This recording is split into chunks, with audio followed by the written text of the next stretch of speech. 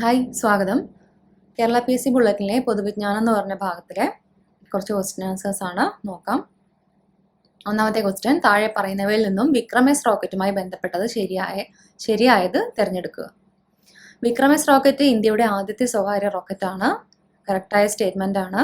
ഇത് നിർമ്മിച്ചത് ഹൈദരാബാദിലെ സ്കൈ റൂട്ട് എയ്റോസ്പേസ് ആണ്. ഇതും കറക്റ്റാണ്. ഗുപ്ത സാമ്രാജ്യത്തിലെ രാജാവായ ചന്ദ്രഗുപ്തൻ രണ്ടാമൻ, അതായത് വിക്രമാദിത്യനോടുള്ള ആദരസൂചകമായിട്ടാണ് ഈ പേര് നൽകിയത്. തെറ്റാണ്. വിക്രമാദിത്യനോടുള്ള ആദരസൂചകമായിട്ടല്ല, വിക്രം സാരാഭായിയോടുള്ള ആദരസൂചകമായിട്ടാണ് വിക്രമസ് റോക്കറ്റിന് ആ പേര് നൽകിയത്. ദൗത്യത്തിന് നൽകിയ പേര് പ്രാരംഭ് എന്നാണ്. കറക്റ്റായ സ്റ്റേറ്റ്മെന്റ് ആണ്. അടുത്തത്, താഴെ പറയുന്നവ കാലഗണനാക്രമത്തിൽ രേഖപ്പെടുത്തുക. താഴെ പറയുന്നവ കാലഗണനാക്രമത്തിൽ രേഖപ്പെടുത്തുക. വൈകുണ്ഠസ്വാമികൾ ജനിച്ചത് എപ്പോഴാണ്? 1809 വൈകുണ്ഠസ്വാമികൾ ജനിച്ചത്. 1809. പനമരം കോട്ട യുദ്ധം. പനമരം കോട്ട യുദ്ധം നടന്നത് എപ്പോഴാണ്?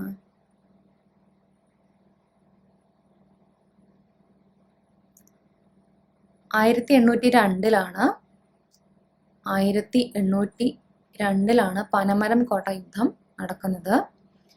ശക്തൻ തമ്പുരാൻ അന്തരിക്കുന്നത് 1805. 1805 ശക്തൻ തമ്പുരാൻ അന്തരിക്കുന്നത്. ശ്രീരംഗപട്ടണം ഉടമ്പടി ഒപ്പുവെക്കുന്നത് എപ്പോഴാണ്? ശ്രീരംഗപട്ടണം ഉടമ്പടി ഒപ്പുവെക്കുന്നത് 1792 ശ്രീരംഗപട്ടണം ഉടമ്പടി ഒപ്പുവെക്കുന്നത്.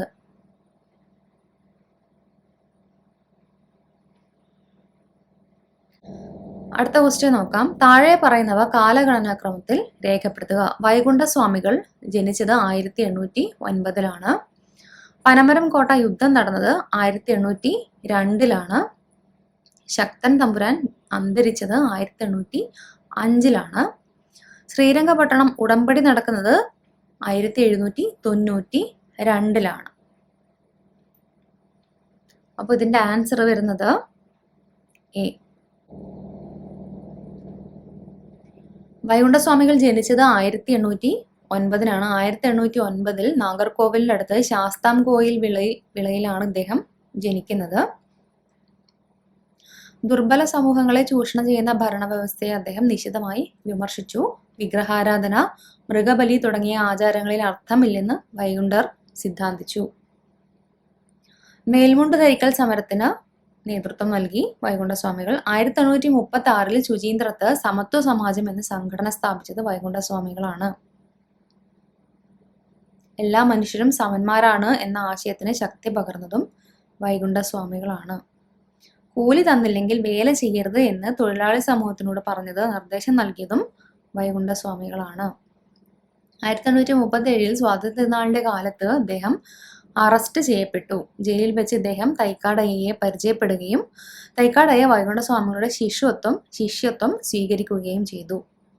വൈകുണ്ഠസ്വാമികളുടെ പ്രധാന ശിഷ്യനായിരുന്നു തൈക്കാട് അയ്യ ഗുരു. ബ്രിട്ടീഷുകാരെ വെളുത്ത ചെകുത്താന്മാർ എന്ന് വിശേഷിപ്പിച്ചതും വൈകുണ്ഠസ്വാമികളായിരുന്നു. വേല ചെയ്താൽ കൂലി കിട്ടണം എന്നത് അദ്ദേഹത്തിന്റെ മുദ്രാവാക്യമായിരുന്നു. ദക്ഷിണേന്ത്യയിൽ ആദ്യമായി തൊഴിലാളി സമരം നടത്തിയ സാമൂഹ്യ പരിഷ്കർത്താവായിരുന്നു വൈകുണ്ഠസ്വാമികൾ. ദക്ഷിണേന്ത്യയിൽ ആദ്യമായിട്ട് കണ്ണാടി പ്രതിഷ്ഠ നടത്തിയതും വൈകുണ്ഠസ്വാമികളാണ്. മരുത്വ മലയിലാണ് അദ്ദേഹം കണ്ണാടി പ്രതിഷ്ഠ നടത്തിയത്. ശക്തൻ തമ്പുരാൻ ജനിക്കുന്നത് 1751, മരിക്കുന്നത് 1805. വെള്ളാരപ്പള്ളി എന്ന സ്ഥലത്താണ് ശക്തൻ തമ്പുരാൻ ജനിച്ചത്.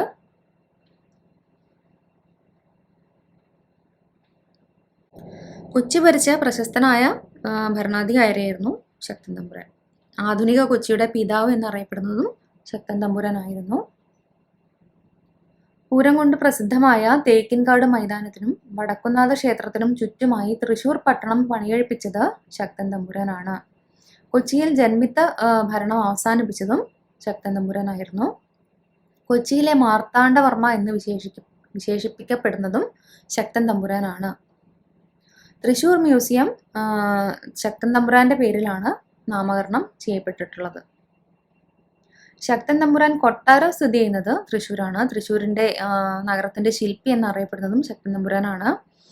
കൊച്ചി നാട്ടുരാജ്യത്തെ ഭരണ സംവിധാനം ക്രമീകൃതമാക്കിയ രാജാവും ശക്തൻ തമ്പുരാനാണ്. പഴശ്ശി രാജാവ് അന്തരിച്ച അതേ വർഷം തന്നെയാണ്, 1805 തന്നെയാണ് ശക്തൻ തമ്പുരാനും അന്തരിക്കുന്നത്. തൃശ്ശൂർ പൂരത്തിന് തുടക്കം കുറിച്ചതും ശക്തൻ തമ്പുരാനാണ്.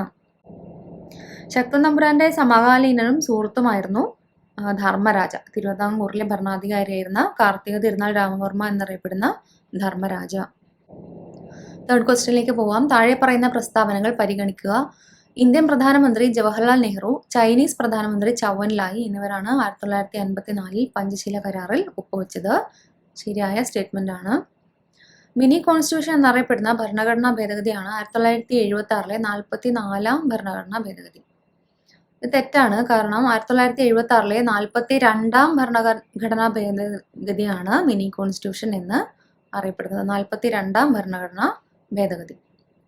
മൂന്നാമത്തെ സ്റ്റേറ്റ്മെന്റ് നോക്കാം. ഭരണഘടനാ നിർമ്മാണ സഭയുടെ പ്രഥമ സമ്മേളനം 1946 ഡിസംബർ 9 നടക്കുന്നത്. ശരിയാണ്.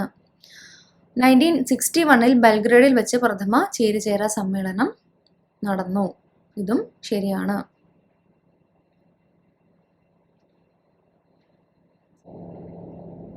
മികച്ച നോവലിനുള്ള 2019 കേരള സാഹിത്യ അക്കാദമി അവാർഡ് നേടിയ നോവലും എഴുത്തുകാരനും ആരാണ്? എസ് ഹരീഷിന്റെ മീശയ്ക്കാണ് 2019 കേരള സാഹിത്യ അക്കാദമി അവാർഡ് ലഭിക്കുന്നത്. അടുത്ത ക്വസ്റ്റ്യൻ. പൂവൻപഴം എന്ന പേരിൽ പുസ്തകം എഴുതിയത് ആരൊക്കെയാണ്? പൂവൻപഴം എന്ന പേരിൽ പുസ്തകം എഴുതിയത് ആരൊക്കെ ആണ്? വൈക്കം മുഹമ്മദ് ബഷീറും കാരൂർ നീലകണ്ഠ പിള്ളയും ആണ് ഈ പുസ്തകം എഴുതിയത്. പൂവൻപഴം എന്ന പുസ്തകം 2 പേര് എഴുതിയിട്ടുണ്ട്. ഒന്ന് ബഷീറും രണ്ടാമത്തേത് കാരൂർ നീലകണ്ഠ പിള്ളയുമാണ്. താഴെ പറയുന്ന പ്രസ്താവനകൾ പരിഗണിക്കുക. വരാനിരിക്കുന്ന തലമുറകൾക്കുള്ള ഉദാത്ത മാതൃക എന്ന് ഗാന്ധിജിയെ വിശേഷിപ്പിച്ചത് ജോർജ് ബെർണാഷായ് ആണ്. ഇത് തെറ്റായ സ്റ്റേറ്റ്മെന്റ് ആണ്. ജോർജ് ബെർണാഷായ് അല്ല, ഐൻസ്റ്റീൻ ആണ് ഗാന്ധിജിയെ ഇങ്ങനെ വിശേഷിപ്പിച്ചത്. രണ്ടാമത്തെ സ്റ്റേറ്റ്മെന്റ്, എനിക്ക് രക്തം തരൂ, ഞാൻ നിങ്ങൾക്ക് സ്വാതന്ത്ര്യം തരാം എന്ന് സ്വാതന്ത്ര്യത്തിനായി പോരാടിയ ഇന്ത്യൻ ജനതയോട് പ്രഖ്യാപിച്ചത് നേതാജി സുഭാഷ് ചന്ദ്രബോസ് ആണ്. ഈ സ്റ്റേറ്റ്മെന്റ് കറക്റ്റ് ആണ്. അപ്പൊ രണ്ടാമത്തെ സ്റ്റേറ്റ്മെന്റ് മാത്രമാണ് ശരി. കേരളത്തിലെ 4ാമത്തെ സെൻട്രൽ ജയിൽ എവിടെയാണ്? കേരളത്തിലെ 4ാമത്തെ സെൻട്രൽ ജയിൽ ഇവിടെയാണ്. തിരൂരിലാണ് കേരളത്തിലെ 4ാമത്തെ സെൻട്രൽ ജയിൽ. കേരളത്തിലെ സെൻട്രൽ ജയിലുകളാണ് തിരുവനന്തപുരം, വിയ്യൂർ, തൃശ്ശൂരാണ്, പിന്നെ കണ്ണൂർ. തിരുവനന്തപുരം, തൃശ്ശൂർ, കണ്ണൂർ, തിരൂർ.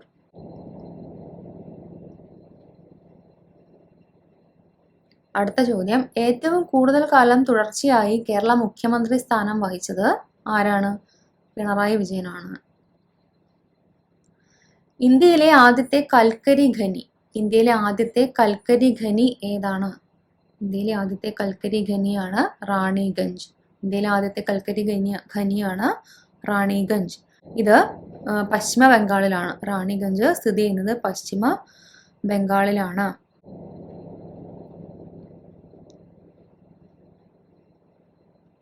കോർബ എവിടെ സ്ഥിതി ചെയ്യുന്നത്? കോർബ ഛത്തീസ്ഗഡിലാണ് ഉള്ളത്. കോർബ ഇൻ ഛത്തീസ്ഗഡ്.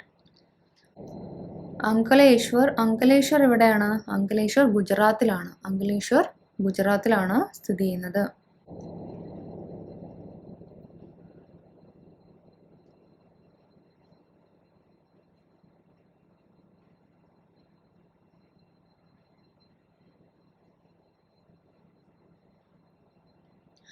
താഴെ പറയുന്നവയിൽ തെറ്റായ ജോഡി കണ്ടെത്തുക. പാരദ്വീപ് ഗുജറാത്തിലല്ല, ഒഡീഷയിലാണ് പാരദ്വീപ്. അപ്പോൾ ഒന്നാമത്തേത് തെറ്റാണ്. എന്നോർ തുറമുഖം തമിഴ്നാട്ടിലാണ്. ശരിയാണ്. കാണ്ട്ല ഒഡീഷയിലല്ല, കാണ്ട്ല എവിടെയാണ്? ഗുജറാത്തിലാണ് കാണ്ട്ല സ്ഥിതി ചെയ്യുന്നത്. 1ഉം 3ഉം തെറ്റാണ്. നവശേവ മഹാരാഷ്ട്രയിലാണ് സ്ഥിതി ചെയ്യുന്നത്.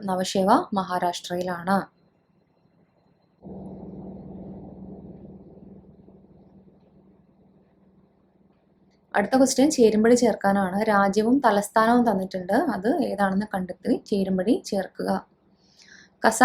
കസാക്കിസ്ഥാന്റെ തലസ്ഥാനമാണ് അസ്താന. കസാക്കിസ്ഥാൻ അസ്താന. തുർക്കിയുടെ തലസ്ഥാനമാണ് ഇത്. തുർക്കിയുടെ തലസ്ഥാനം അങ്കാറ. തുർക്കി അങ്കാറ. കിർഗിസ്ഥാന്റെ തലസ്ഥാനമാണ് ബിഷ്കെക്. കിർഗിസ്ഥാന്റെ തലസ്ഥാനം ബിഷ്കെക്. ജോർദാൻ അമ്മൻ. അടുത്ത ക്വസ്റ്റ്യൻ താഴെ പറയുന്നവയിൽ ഇന്ത്യയുടെ കൺട്രോളർ ആൻഡ് ഓഡിറ്റർ ജനറലുമായി ബന്ധപ്പെട്ട കാര്യങ്ങൾ തിരഞ്ഞെടുക്കുക. ഇന്ത്യയിലെ പരമോന്നത ഓഡിറ്റ് സ്ഥാപനമാണ് CAG. ശരിയാണ്. കൺട്രോളർ ആൻഡ് ഓഡിറ്റർ ജനറലിനെ നിയമിക്കുന്നത് രാഷ്ട്രപതിയാണ്. ഇതും ശരിയാണ്. ഇന്ത്യൻ ഭരണഘടനയുടെ ആർട്ടിക്കിൾ 148 CAGയുമായി ബന്ധപ്പെട്ട വ്യവസ്ഥകൾ കൈകാര്യം ചെയ്യുന്നു. ഇതും ശരിയാണ്. ഇന്ത്യയുടെ ഇപ്പോഴത്തെ CAG ഗിരീഷ് ചന്ദ്ര മുർമു ആണ്. 4 സ്റ്റേറ്റ്മെന്റ്സും കറക്റ്റ് ആണ്. അടുത്ത ക്വസ്റ്റ്യൻ കുട്ടികളുടെ അവകാശങ്ങൾക്കും സുരക്ഷയ്ക്കും വേണ്ടി പ്രവർത്തിക്കുന്ന ബച്പൻ ബച്ചാവോ ആന്തോളൻ എന്ന സംഘടന സ്ഥാപിച്ചത് കൈലാഷ് സത്യാർത്ഥിയാണ്. താഴെ പറയുന്നവയിൽ ശ്രീനാരായണ ഗുരുവിൻ്റെതല്ലാത്ത കൃതി ഏതാണ്? താഴെ പറയുന്നവയിൽ ശ്രീനാരായണ ഗുരുവിൻ്റെതല്ലാത്ത കൃതി ഏതാണ്? അദ്വൈത ദീപിക ശ്രീനാരായണ ഗുരുവിന്റെ കൃതിയാണ്. അദ്വൈത ദീപിക ശ്രീനാരായണ ഗുരു രചിച്ചതാണ്. ജീവകാരുണ്യ നിരൂപണം ചട്ടമ്പി സ്വാമികളുടെ കൃതിയാണ്. ജീവകാരുണ്യ നിരൂപണം ചട്ടമ്പി സ്വാമികളുടെ കൃതിയാണ്. ദൈവദശകം എഴുതിയതും ശ്രീനാരായണ ഗുരുവാണ്. ആദ്യ ഭാഷ എഴുതിയത് ചട്ടമ്പി സ്വാമികളാണ്. ആദ്യ ഭാഷ എഴുതിയത് ചട്ടമ്പി സ്വാമികളാണ്.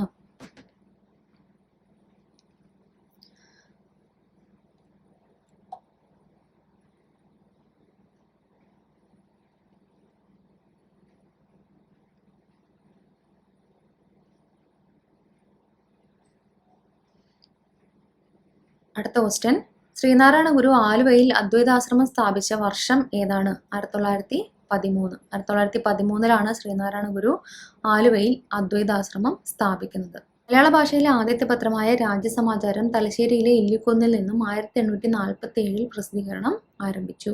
ശരിയാണ്. രണ്ടാമത്തെ പ്രസ്താവന മലയാള ഭാഷയിലെ രണ്ടാമത്തെ പത്രമായ ജ്ഞാനനിക്ഷേപം 1847 നിന്ന് കോട്ടയത്ത് നിന്നും പ്രസിദ്ധീകരണം ആരംഭിച്ചു. കോട്ടയത്ത് നിന്നല്ല, തിരുവിതാംകൂറിൽ നിന്നുമാണ് ജ്ഞാനനിക്ഷേപം പ്രസിദ്ധീകരിക്കുന്നത്. മൂന്നാമത്തെ സ്റ്റേറ്റ്മെന്റ് കെ അയ്യപ്പൻ സ്ഥാപിച്ച സഹോദര സംഘത്തിന്റെ മുഖപത്രമാണ് സുജനനന്ദിനി. ഈ സ്റ്റേറ്റ്മെന്റും തെറ്റാണ്. 1891 കൊല്ലത്തെ പരവൂരിൽ നിന്നും പ്രസിദ്ധീകരിച്ചു തുടങ്ങിയ പത്രമാണ് സുജനനന്ദിനി. പരവൂർ വി കേശവൻ ആശാനാണ് ഈ പത്രം ആരംഭിച്ചത്.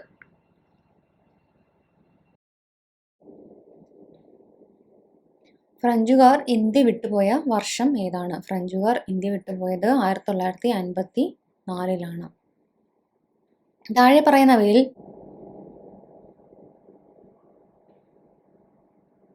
പറയുന്നവയിൽ ദാദാഭായ് നവറോജിയുമായി ബന്ധപ്പെട്ട് ശരിയായ പ്രസ്താവന തിരഞ്ഞെടുക്കുക. ഒന്നാമത്തേത് poverty and un-British rule in India എന്ന പുസ്തകം രചിച്ചത് ദാദാഭായ് നവറോജിയാണ്. Poverty and un-British rule in India എന്ന പുസ്തകം രചിച്ചത് ദാദാഭായ് നവറോജിയാണ്. വോയിസ് ഓഫ് ഇന്ത്യ എന്ന പേരിൽ പത്രം ആരംഭിച്ചത് ആരാണ്? ദാദാഭായ് നവറോജിയാണ്. വോയിസ് ഓഫ് ഇന്ത്യ എന്ന പേരിൽ പത്രം ആരംഭിച്ചത് ദാദാഭായ് നവറോജിയാണ്. ഇന്ത്യക്ക് സമ്പൂർണ്ണ സ്വാതന്ത്ര്യം ആവശ്യപ്പെട്ടുകൊണ്ട് ഇന്ത്യ ലീഗ് സ്ഥാപിച്ചത് ദാദാഭായ് നവറോജി അല്ല. ആദ്യമായി രാജ്യത്തിന്റെ ദേശീയ വരുമാനം കണക്കാക്കിയ ഇന്ത്യക്കാരനാണ് ദാദാഭായ് നവറോജി.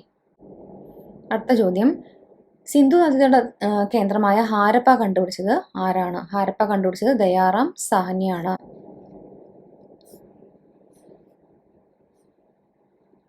ഇന്ത്യൻ രാഷ്ട്രപതിയായി തെരഞ്ഞെടുക്കപ്പെടുന്നതിന് നിശ്ചയിച്ചിരിക്കുന്ന കുറഞ്ഞ പ്രായപരിധി എത്രയാണ്? 35 വയസ്സ്.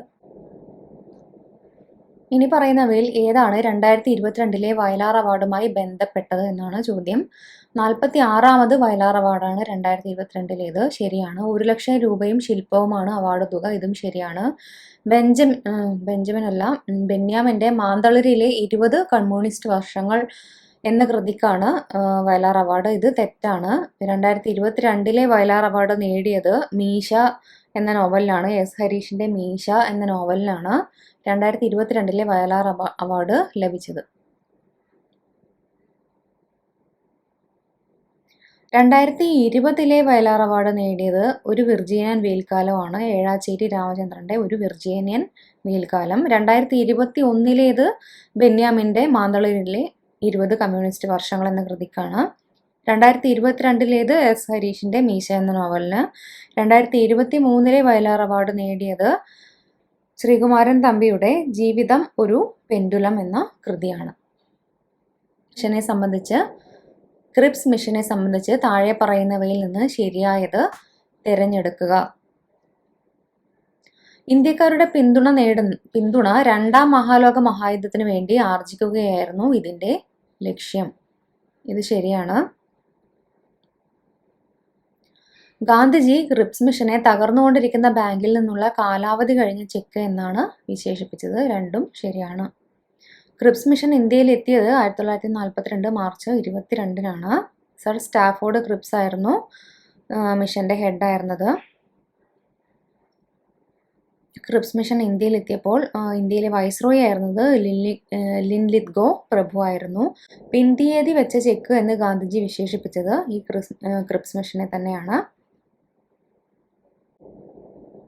ക്രിപ്സ് മിഷൻ ഇന്ത്യയിൽ നിന്ന് മടങ്ങിയത് 1942 ഏപ്രിൽ 12-നാണ്. മുസ്ലിം ലീഗ് ക്രിപ്സ് മിഷനെ അംഗീകരിച്ചില്ല, കാരണം പാകിസ്ഥാൻ വാദം അംഗീകരിക്കാത്തതിനാൽ. താഴെ പറയുന്നവയിൽ സംസ്ഥാന പുനഃസംഘടനാ കമ്മീഷനിൽ ഉൾപ്പെട്ടിരുന്നത് ആരൊക്കെ? താഴെ പറയുന്നവയിൽ സംസ്ഥാന പുനഃസംഘടനാ കമ്മീഷനിൽ ഉൾപ്പെട്ടിരുന്നത് ആരൊക്കെയാണ്? എച്ച്.എൻ. കുൻസ്രു ഉൾപ്പെട്ടിരുന്നു. ഫസലലി ഉൾപ്പെട്ടിരുന്നു. വി.പി. മേനോൻ ഉൾപ്പെട്ടിരുന്നില്ല. കെ.എം. പണിക്കർ ഉണ്ടായിരുന്നു. താഴെ പറയുന്നവയിൽ 2022 ഫുട്ബോൾ ലോകകപ്പുമായി ബന്ധപ്പെട്ടതിൽ ശരിയായത് തിരഞ്ഞെടുക്കുക. ഔദ്യോഗിക ചിഹ്നം ലായിബായിരുന്നു. ലോകകപ്പ് ഫുട്ബോൾ മത്സരത്തിന് വേദിയാകുന്ന ആദ്യത്തെ അറബ് രാജ്യമാണ് ഖത്തർ. ശരിയാണ്. ഖത്തറും ഇക്വഡോറും തമ്മിൽ അൽഖോറിലെ അൽബൈത്ത് സ്റ്റേഡിയത്തിലായിരുന്നു ഉദ്ഘാടന മത്സരം നടന്നത്. ഇതും ശരിയായ പോയിന്റാണ്. ലോകകപ്പ് ചരിത്രത്തിൽ ആദ്യ മത്സരത്തിൽ തോൽക്കുന്ന ആദ്യത്തെ ആതിഥേയ രാജ്യമാണ് ഖത്തർ. ഇതും ശരിയാണ്. എല്ലാം ശരിയാണ്. താഴെ പറയുന്നവ കാലഗണനാക്രമത്തിൽ രേഖപ്പെടുത്തുക. ദണ്ഡി ഉപ്പ് സത്യാഗ്രഹം നടക്കുന്നത് 1930s-ലാണ്. അഹമ്മദാബാദ് തൊഴിലാളി സമരം നടക്കുന്നത് 1918-ലാണ്. നിസ്സഹകരണ പ്രസ്ഥാനം നടക്കുന്നത് 1920-ലാണ്. ജാലിയൻ വാലാബാഗ് കൂട്ടക്കൊല 1990. താഴെ പറയുന്നവ കാലഗണനാക്രമത്തിൽ രേഖപ്പെടുത്തുക. ദണ്ഡി ഉപ്പ് സത്യാഗ്രഹം 1930s-ലാണ് നടക്കുന്നത്. അഹമ്മദാബാദ് മിൽ തൊഴിലാളി സമരം നടക്കുന്നത് 1918-ലാണ്. നിസ്സഹകരണ പ്രസ്ഥാനം 1920. ജാലിയൻ വാലാബാഗ് കൂട്ടക്കൊല 1919. അപ്പോൾ ആൻസർ വരുന്നത് 2431 എന്നാണ്. താഷ്കന്റ് കരാറിൽ ഒപ്പുവെച്ചത് ആരൊക്കെയാണ്? താഷ്കന്റ് കരാറിൽ ഒപ്പുവെച്ചത് ലാൽ ബഹദൂർ ശാസ്ത്രിയും അയ്യൂബ് ഖാനുമാണ്. താഷ്കന്റ് കരാറിൽ ഒപ്പുവെച്ചത് ലാൽ ബഹദൂർ ശാസ്ത്രിയും അയ്യൂബ് ഖാനും ആണ്.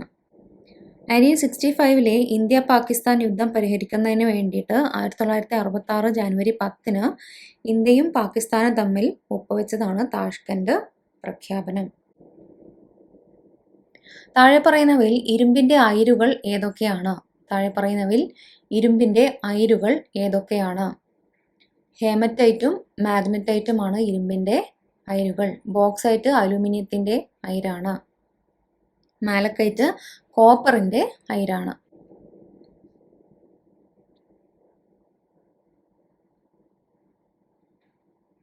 താഴെ പറയുന്നവയിൽ 2019 ഭാരതരത്ന ജേതാക്കളായത് ആരൊക്കെയാണ്? പ്രണബ് മുഖർജി, ഭൂപൻ ഹസാരിക, നാനാജി ദേശ്മുഖ്. പ്രണബ് മുഖർജി, ഭൂപൻ ഹസാരിക, നാനാജി ദേശ്മുഖ് എന്നിവർക്കാണ് 2019 ഭാരതരത്ന കിട്ടിയത്. 2024 നേടിയത് എം.എസ്. സ്വാമിനാഥൻ, പി.വി. നരസിംഹറാവു, ശ്രീ എൽ.കെ. അദ്വാനി, കർപ്പൂരി ഠാക്കൂർ, ചരൺ സിംഗ് എന്നിവർക്കാണ് 2024 ഭാരതരത്ന കിട്ടിയത്. താഴെ പറയുന്ന പ്രസ്താവനകൾ പരിഗണിക്കുക. ദേശീയഗാനം ആദ്യമായി ആലപിച്ച കോൺഗ്രസ് സമ്മേളനം നടന്നത് 1911 കൊൽക്കത്തയിൽ ആയിരുന്നു. ശരിയായ പോയിന്റാണ്. 1911 കൊൽക്കത്ത കോൺഗ്രസ് സമ്മേളനത്തിന്റെ അധ്യക്ഷൻ A.C. മജുംദാർ ആയിരുന്നു. ഇത് തെറ്റായ സ്റ്റേറ്റ്മെന്റ് ആണ്. 1911 കൊൽക്കത്ത കോൺഗ്രസ് സമ്മേളനം അധ്യക്ഷം വഹിച്ചത് പണ്ഡിറ്റ് ബിഷൻ നാരായൺ ആയിരുന്നു. വാട്സാപ്പ് സ്ഥാപകർ ആരൊക്കെയാണ്? ബ്രയൻ ആക്ടണും ജാൻ കൂമും. ജൈവ ഘടികാരം എന്നറിയപ്പെടുന്ന ഗ്രന്ഥി ഏതാണ്? ജൈവ ഘടികാരം എന്നറിയപ്പെടുന്ന ഗ്രന്ഥി പീനിയൽ ഗ്രന്ഥിയാണ്. മനുഷ്യനിലെ ഏറ്റവും വലിയ അന്തസ്രാവി ഗ്രന്ഥിയാണ് തൈറോയ്ഡ് ഗ്രന്ഥി. തൈറോയ്ഡ് ഗ്രന്ഥി ഉൽപ്പാദിപ്പിക്കുന്ന ഹോർമോണാണ് തൈറോക്സിൻ. തൈറോക്സിൻ്റെ നിർമ്മാണത്തിന് അയഡിൻ ആവശ്യമാണ്. രക്തത്തിൽ ആവശ്യത്തിന് അയഡിൻ ഇല്ലാത്തതിനാൽ തൈറോയ്ഡ് ഗ്രന്ഥി വികസിക്കുന്നതിനാണ് നമ്മൾ ഗോയിറ്റർ രോഗം എന്ന് പറയുന്നത്. ഹൈപ്പോ തൈറോയിഡിസം തൈറോക്സിൻ്റെ ഉൽപ്പാദനം കുറയുന്നത് കൊണ്ട് ഉണ്ടാകുന്നതാണ്.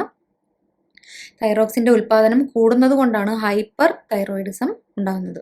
തൈറോക്സിൻ്റെ കുറവ് മൂലം മാനസികവും ശാരീരികവുമായ വളർച്ച മുരടിക്കുന്ന അവസ്ഥയാണ് ക്രെട്ടിനിസം എന്ന് പറയുന്നത്.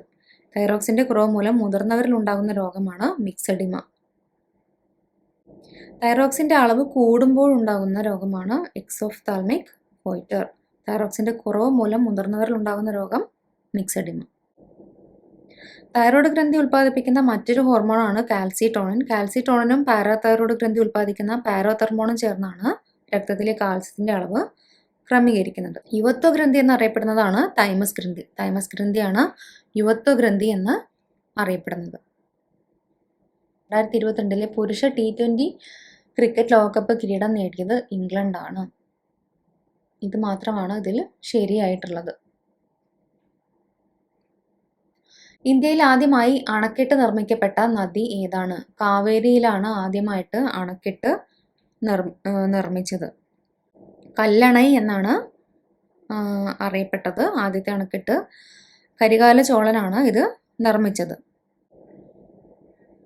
19ാം നൂറ്റാണ്ടിൽ ഈ അണക്കെട്ട് കാവേരിയിൽ പണിത ഈ അണക്കെട്ട് കല്ലണൈ പുതുക്കി പണിത് ഗ്രാൻഡ് അണക്കെട്ട് എന്ന പേര് നൽകുകയും ചെയ്തു. രാധാമോഹൻ കപ്പ് ഏത് കായിക ഇനവുമായി ബന്ധപ്പെട്ടിരിക്കുന്നു? രാധാമോഹൻ കപ്പ് പോളോയുമായി ബന്ധപ്പെട്ടിരിക്കുന്നു.